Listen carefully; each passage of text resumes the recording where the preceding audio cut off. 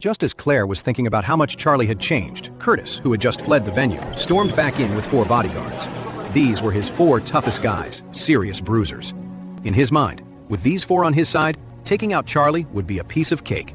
But he wasn't planning on killing Charlie right here, in front of everyone. He figured first, he'd force Charlie to call him Dad in public. He'd get his dignity back, and then he'd make sure Charlie could never be a man again. After today, he'd find another chance to kill Charlie for good. This was just the down payment on his revenge. Only killing Charlie would finally satisfy his hatred. After all, in his 50-plus years, he'd never been so humiliated.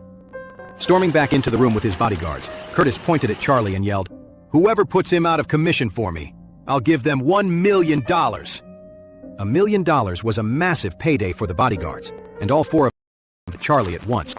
When Claire saw the men rushing toward Charlie, she screamed in terror and tried to but Charlie stood his ground. Perfect. Run? Not a chance.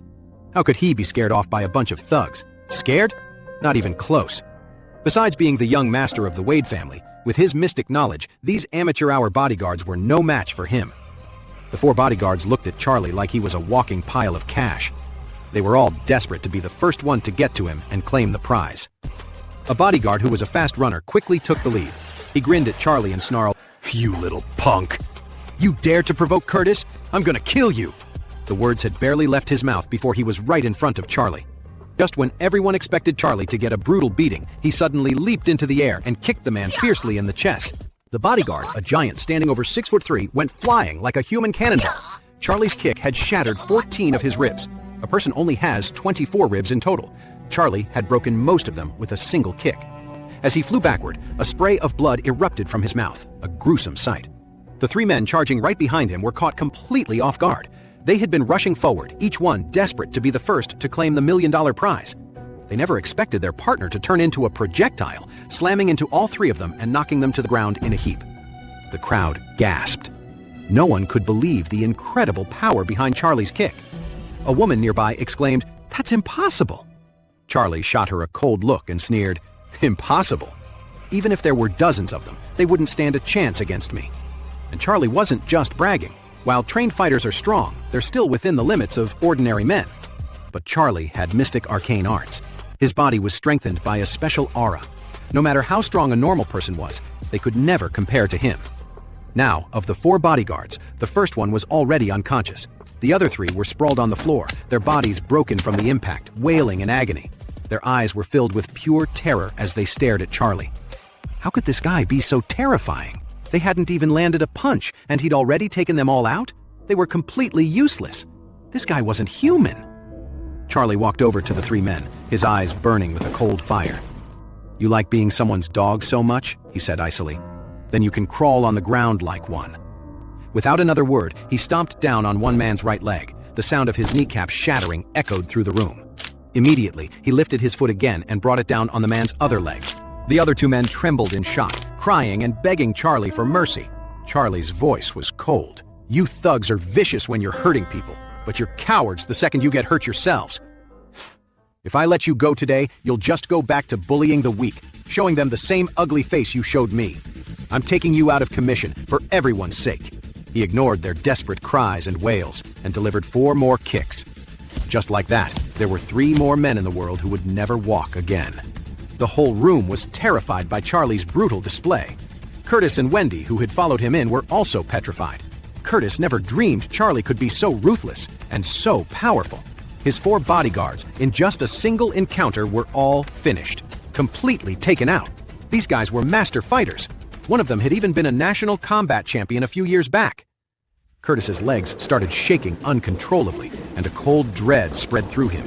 He turned and tried to slip away unnoticed. There was no way he was going to let Charlie get his hands on him again. Just then, a voice boomed out. "You old dog? Think you can just walk away after messing with Mr. Wade?" The crowd parted, and Orville stepped through with a few burly men in black suits. A sneer on his face, he blocked Curtis's path. Curtis looked at him, panic in his eyes. "Who are you?" he asked. The answer came in the form of a hard slap across the face. A perfect 5-fingered handprint appeared on Curtis's cheek. "How dare you hit me?" he sputtered, furious. "I'm the president of the Southlight Chamber of Commerce." Orville didn't hesitate, slapping him again. President? So what? You disrespect Mr. Charlie, and you're a dead man. Curtis, a mix of angry and terrified, quickly backpedaled. A misunderstanding. It's all a big misunderstanding between me and Mr. Charlie. I'll leave now. I'm just leaving. Leave? Orville sneered. Did you ask Mr. Wade for permission? Curtis whipped his head around to face Charlie, his voice trembling as he begged. Charlie, Mr. Charlie, it was all a misunderstanding. These 4 guys, they gave you trouble and I couldn't stop them. Now they got what they deserved. Please, just let me go. Charlie nodded and smiled. Okay, I can let you go. After all, I already did once. He looked at Curtis, a playful glint in his eye. But you know what you're supposed to do, right? I don't need to remind you, do I? Curtis was terrified Charlie was about to cripple him just like his bodyguards. He dropped to his knees with a thud, tears streaming down his face as he begged. Dad, I'm begging you. Please, be the bigger man and spare me this one time. Orville was stunned. He blurted out, Damn, you really catch on quick. Curtis gave a bitter smile. Let's just say I'm a fast learner. Sneers rippled through the onlookers. This Curtis really had no spine. Just a moment ago, he was calling Charlie Dad over and over. So much for the famous chairman of the Altura Group. But how could Curtis care about his reputation right now? He knew a man had to be flexible to survive. You have to be alive to have a future, right? If you're dead, what good is anything else? So he swallowed his pride and groveled to Charlie. Dad, please, let me off the hook this one time. I'll be forever grateful to you, Dad. Charlie waved his hand dismissively. With a smile, he said, Calling me Dad was fine a minute ago, but it's not going to cut it now. Curtis was startled.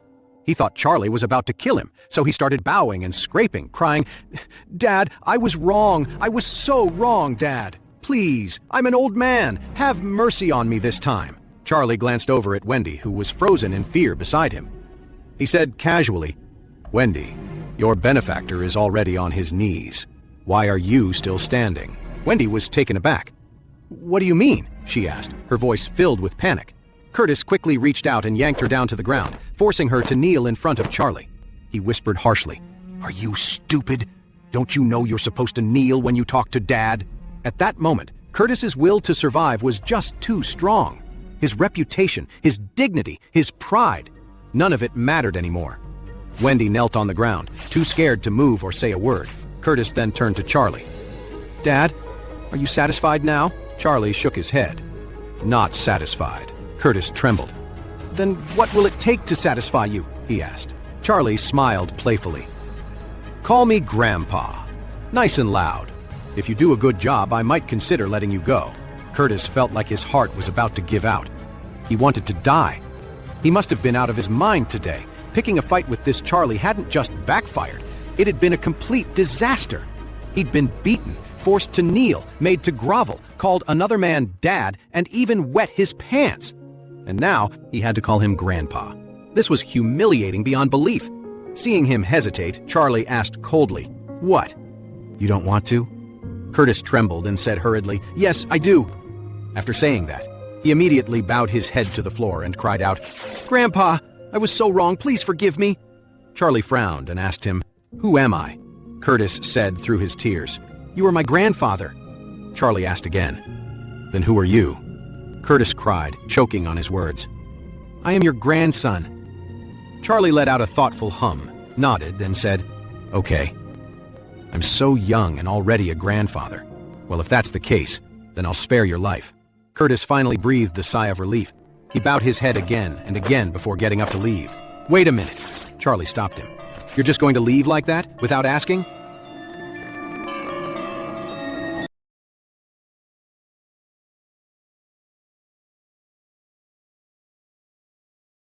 He respectfully said, Can I go now? Charlie patted his cheek and said lightly, You can, son. Tears of humiliation welled up at Curtis's eyes as he turned and walked out, trembling. Wendy didn't dare to hesitate and quickly followed him out. As they left, both were terrified that Charlie would stop them to cause more trouble. But Charlie had no interest in them anymore. Curtis's manhood was gone, and for the rest of his life, he would be trapped in unbearable agony, with no way out. After the two had gone, Mr. Orville hurried forward to greet Charlie. He said respectfully, Mr. Wade, I'm sorry I'm late. It's my fault you had to waste your time and energy on this garbage. Please, punish me. Charlie waved his hand, dismissing the apology, and asked, Why are you here? Isn't this the Design and Construction Summit? Are you in the construction business? Yes, Orville smiled and replied. Most of the cement and sand used for construction in Orris Hill is under my control. So you could say I'm a major supplier in the industry, which is why they invited me.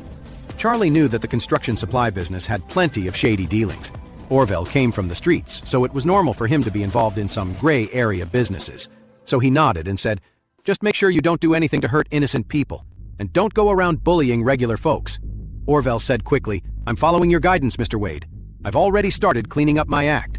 How could I dare go back to doing those kinds of things?" Charlie gave a grunt of approval.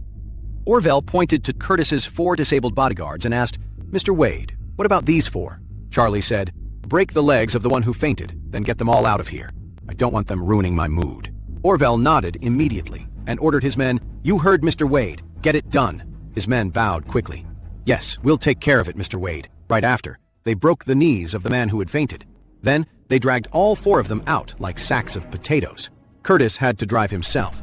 He took Wendy to the hospital to get her face treated, and then he drove back to the Wilson villa. In the car, Curtis's body ached all over, and his heart was consumed by pure, seething rage. Wendy gritted her teeth, her voice dripping with hatred. "Honey, that good-for-nothing Charlie, he actually dared to hit you. He's got a death wish. You can't let that animal get away with this." Curtis's face was a dark mask, his eyes cold. He gritted his teeth and said angrily, "Don't you worry. I'm going to kill him. And when I do, I'll make him wish he was never born. In all my years, no one has ever dared to do this to me." Wendy was ecstatic. Her hatred for Charlie was at an all-time high, and now that Curtis was set on killing him, she knew Charlie's days were numbered. Wendy said coldly, "Honey, when you do it, you have to take me with you. I want to make him suffer. I want to watch that loser kneel and beg for mercy with my own 2 eyes." Curtis slammed his fist on the back of the seat and said angrily, "I will absolutely destroy that piece of trash." "That's great." Wendy knew that Curtis's family had a lot of power, and getting rid of Charlie would be easy. The only reason things went so badly today was that he hadn't brought enough men. If he brought a few dozen guys next time, how could Charlie possibly survive? He'd be dead for sure. Just thinking about it sent a thrill of excitement through her, anticipating her revenge. She couldn't help but look over at Curtis, her voice turning soft and delicate. "Honey, you're going to take care of Charlie sooner or later, so don't be so angry right now. You don't want to make yourself sick." She finished with a wink, her voice dropping to a husky whisper. "When we get home, I'll take good care of you." Curtis was boiling with rage and needed Wendy to help him blow off some steam. Otherwise, he felt like he would explode. So, as soon as they got back to the Wilson house, Curtis couldn't wait and pulled Wendy upstairs. Noah and Yvonne, who were in the living room, looked embarrassed as they watched the 2 come in and head straight upstairs without so much as a hello.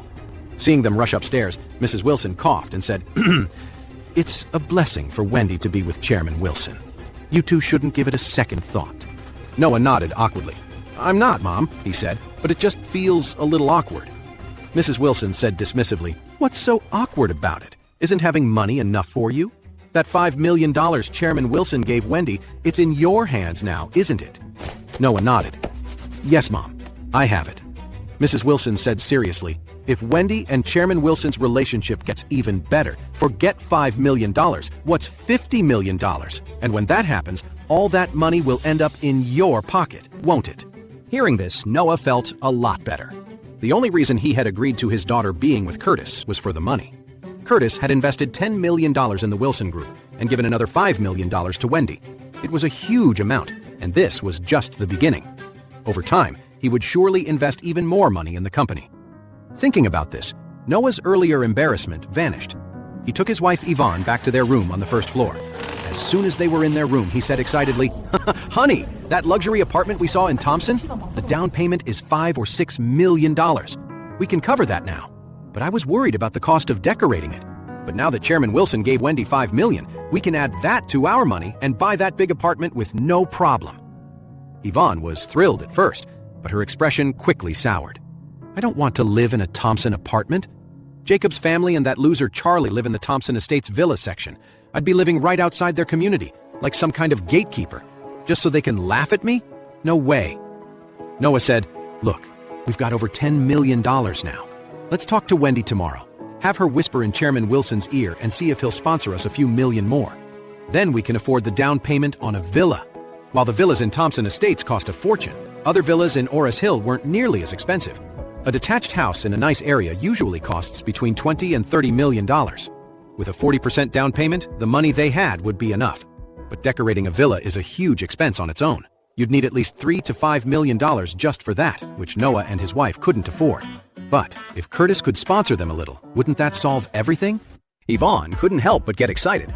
So, you think Curtis will actually give us some money? Noah smiled. The way Wendy has him wrapped around her finger, he'll have to. I really think he's into her. Yvonne nodded, beaming. You know, this is actually a really good thing for Wendy, being with Curtis. At least she's getting something out of it. Chairman Wilson is so much more generous than that Gerald kid. Wendy was with Gerald for years. She even lost a baby for him, and he never gave her a dime, let alone millions. Noah nodded eagerly. Exactly. The White family is just no good. Yvonne waved her hand dismissively. Forget them. They'll get what's coming to them. Let's talk about our house. There are plenty of villas in Orris Hill. Why don't we go look at some tomorrow? Okay, let's start with that new development on the other side of Orris Hill. I heard the villas there are really nice. The two of them were dreaming about their new house when suddenly a loud crash echoed from upstairs. Wendy and Curtis were staying upstairs. The couple exchanged a look and rushed out to see what was going on. Just then, Wendy came running down the stairs, crying. Noah rushed to her. Wendy, what happened? Wendy sobbed. Dad, Mom, it wouldn't work. I tried everything, but nothing happened. He got so mad that he pushed me. It wouldn't work? Noah Wilson asked, stunned. What do you mean? What's wrong? Wendy was too upset to care about how she looked and just blurted out, You know down there, it's not working. There was no reaction at all. Yvonne asked, shocked. Maybe it's because he's getting older. It happens, right? Wendy shook her head frantically. No! It was working perfectly fine yesterday. Today it's just completely useless. Then Noah understood why his daughter was crying. Just as he was thinking this, Curtis came rushing down the stairs, wrapped in a bathrobe. Yvonne rushed over. Curtis, what's happening? Is Wendy not feeling well? You could have just told her. You didn't need to get physical, right? Curtis's face was a mask of fury. He gritted his teeth and snarled, Cut the crap! Just drive me to the hospital, now! Noah was taken aback by Curtis's tone. Just as he was about to argue, Mrs. Wilson appeared, her face grim. Noah, what are you standing there for? Curtis's health is the most important thing right now. Go, get the car. Seeing that Mrs. Wilson had given the order, Noah didn't dare say another word or waste any time.